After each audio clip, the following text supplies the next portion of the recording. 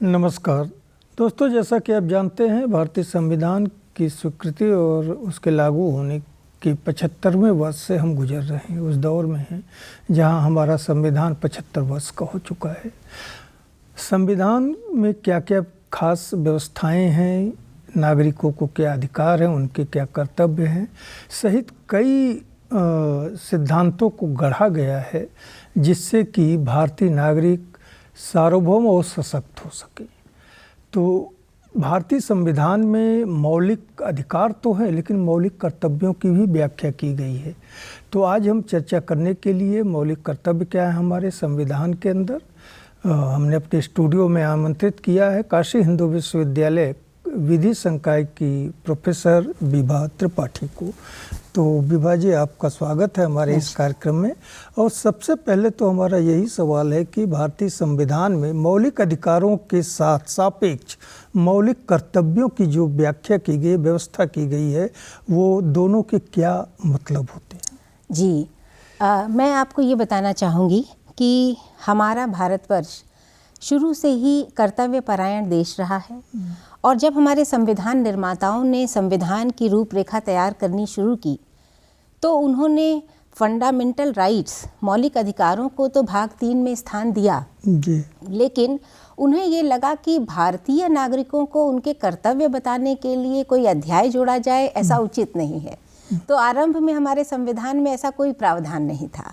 लेकिन आप जानते हैं कि हमारे यहाँ आपातकाल लागू हुआ और जब भी आपातकाल लागू होता है हमारे मौलिक अधिकारों का भी निलंबन हो जाता है जी।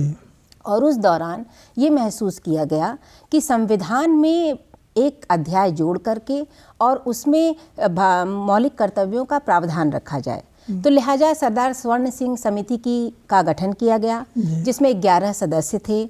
और आपको मालूम होगा सरदार स्वर्ण सिंह जी बहुत लंबे समय तक कैबिनेट मंत्री रहे। तो उन्होंने सुझाव दिया और उनके सुझाव पर संविधान में 42वां संविधान संशोधन अधिनियम के माध्यम से 1976 में पहली बार एक अध्याय 4 क जोड़ा गया और उनकी सिफारिश थी कि 8 मौलिक कर्तव्य जोड़े जाएं, लेकिन कुल मिलाकर के 10 मौलिक कर्तव्य जोड़े गए। और फिर 86वां संविधान संशोधन अधिनियम आया और उसके माध्यम से शिक्षा का जो मौलिक अधिकार अनुच्छेद 21 क में दिया गया था उसके आलोक में यहाँ पर भी एक कर्तव्य जोड़ा गया जो अनुच्छेद 51 1 के रूप में हम लोग उसको जानते हैं। मतलब वो भी एक कर्तव्य के ही रूप में जोड़ा गया है। नहीं, अनुच्छेद 21 1 आर्टिकल 21A में वो अधिकार हो गया। अच्छा। कि 6 से 14 वर्ष तक के बच्चों को शिक्षा प्राप्त करना उनका मौलिक अधिकार है। तो अब एक बच्चा जो 6 वर्ष का है वो अपने आप कैसे जाएगा विद्यालय?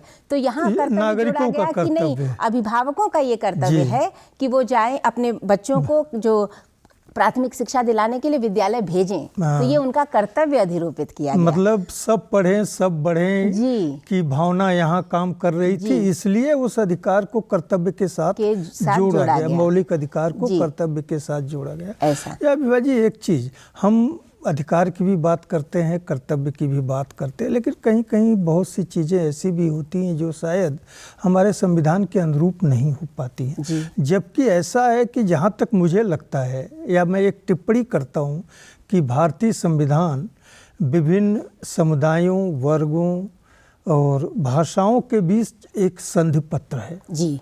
तो अधिकार और कर्तव्य के बीच भी वो एक संधि पत्र है। बिल्कुल। तो इस पर आपकी क्या टिप्पणी होगी समाज और नागरिकों के परिप्रेक्ष्य? एकदम आपने सही कहा।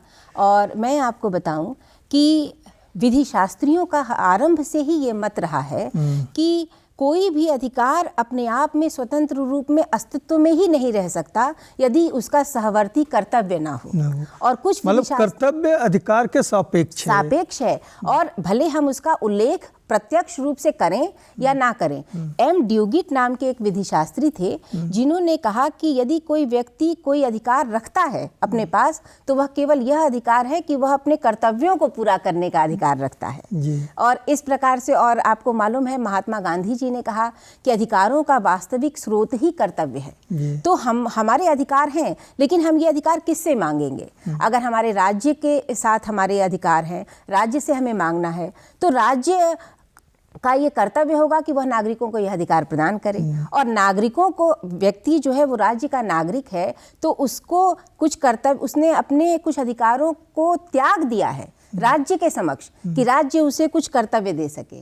तो इस तरह से ये सहवर्ती रूप में, और कहते हैं अन्योन्याश्रित संबंध है अधिकार, मतलब अधिकारों का अंतर संबंध है, बिल्कुल अंतर, और उसमें राज्य और नागरिक भी एक संधि पत्र के तहत है, एक समझौता भी है, एक सहमति भी है कि आप हमें गाइड कीजिए और हम आपको गाइड करेंगे। राज्य दायित्व अधिरोपित करेगा और नागरिक उससे अनुशासित होगा, उसे अपने कार्यों को संपादित करेगा उन्हीं के तत्वावधानों में। ये प्रावधान है जी। ये एक चीज आपने कहा ना कि राज्य की भी भूमिका है कि वो नागरिकों को कर्तव्य का एहसास दिलाए। जी। तो मौजूदा परिप्रेक्ष्य में अगर हम देखें तो राज्य हमारे संविधान को किस तरह से, क्योंकि बहुत संशोधन हो चुके, और जो भी संशोधन हुए हमें लगता है कि वो किसी न किसी उद्देश्य के लिए हुआ, कुछ बेहतरी के लिए ही हुआ है। बिल्कुल। तो किस तरह से आज हमारा संविधान नागरिकों को व्यावहारिक स्तर पर मौलिक अधिकार और उनके कर्तव्यों का एहसास और मौलिक अधिकारों की रक्षा कर पा रहा है? देखिए, संविधान अपनी गति से चल रहा है और समय समय पर हम लोग संशोधन करते रहते हैं। तो मैं ये बताऊं कि वो समय आपातकाल का ही था जब मौलिक कर्तव्यों का अध्याय जोड़ा गया, और 44वें संविधान संशोधन के द्वारा बहुत से प्रावधानों को रद्द भी किया गया जी। लेकिन मौलिक कर्तव्यों वाले अध्याय को वैसे का वैसे रहने दिया गया। इसका तात्पर्य होता है कि चाहे कोई भी राजनीतिक दल हो, उसकी इस बात पर सर्वसम्मति थी कि नहीं, कर्तव्य वाले प्रावधान अब रहने चाहिए, उनको छेड़ना नहीं है, और इसको प्रमुखता देनी चाहिए। और इस प्रमुखता में सरकार के अन्य विंग जैसे न्यायपालिका है, न्यायपालिका ने बहुत महत्वपूर्ण भूमिका निभाई और समय समय पर ऐसे निर्णय दिए जिसने कि कर्तव्य की धारणा को और बलवती बनाया। जैसे कोई उदाहरण दे सकती हैं? मैं आपको ये उदाहरण दूंगी, आपको आश्चर्य होगा कि 1976 में अध्याय आया, लेकिन उसके पहले 1969 में ही सर्वोच्च न्यायालय ने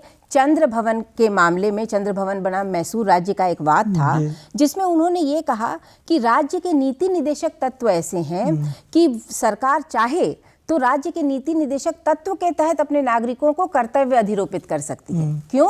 क्योंकि भारतीय संविधान की प्रस्तावना में जो सामाजिक, आर्थिक और राजनीतिक न्याय की अवधारणा है, उस सामाजिक, आर्थिक और राजनीतिक न्याय को प्राप्त करने के लिए हमें अपने कर्तव्यों को पूरा करना पड़ेगा। तो ये 1969 की बात है। इसके बाद लगातार, जैसे MC मेहता का केस था जिसमें उन्होंने कहा कि अगर कोई व्यक्ति, कोई नागरिक पारिस्थितिकी संतुलन को बिगाड़ता है तो हम उसको दंड भी अधिरोपित कर सकते हैं, क्योंकि यह जीवन के अधिकार का भी उल्लंघन है और कर्तव्य और कर्तव्य का भी। और यहाँ तक कि रंगनाथ मिश्रा जी ने के केस में, मैंने रंगनाथ मिश्रा बनाम राज्य के केस में उन्होंने कहा कि बाद में सरदार स्वर्ण सिंह समिति के बाद 1998 में जस्टिस JS वर्मा समिति की स्थापना हुई। उनको ये दायित्व दिया गया था कि आप कैसे इसका प्रचार प्रसार हो, कैसे विद्यालयी जीवन में कर्तव्यों का अनुशीलन हो सके, मतलब प्रवर्तनीयता को लेकर के, इसके अंगीकरण को लेकर के, इसमें जागरूकता फैलाने के लिए आप क्या सिफारिश दे सकते हैं।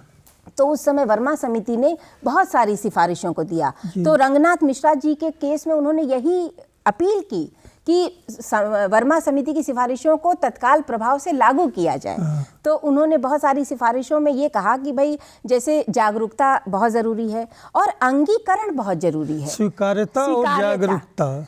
क्योंकि अगर हम स्वीकार करेंगे कि ये मेरी अपनी चीज़ है, मेरे अपने लिए है, और एक महत्वाकांक्षा शब्द का उन्होंने इस्तेमाल किया, मतलब एक जो राष्ट्र का नागरिक है उसकी ये महत्वाकांक्षा होनी चाहिए कि हमारा देश प्रगति करे, हमारे देश की एकता बनी रहे। तो और फिर हम जब ये 3 भाव उसके अंदर समावेशित कर देंगे तब प्रवर्तनीयता आसान हो जाएगी और फिर हम प्रवर्तनीयता के आगे बढ़ पाएंगे। और अधिकार और कर्तव्य साथ साथ लोगों को मजबूत भी करेंगे और उनके दायित्व का एहसास भी कराएंगे और जो किसी भी लोकतांत्रिक समाज के लिए बहुत ज़रूरी है।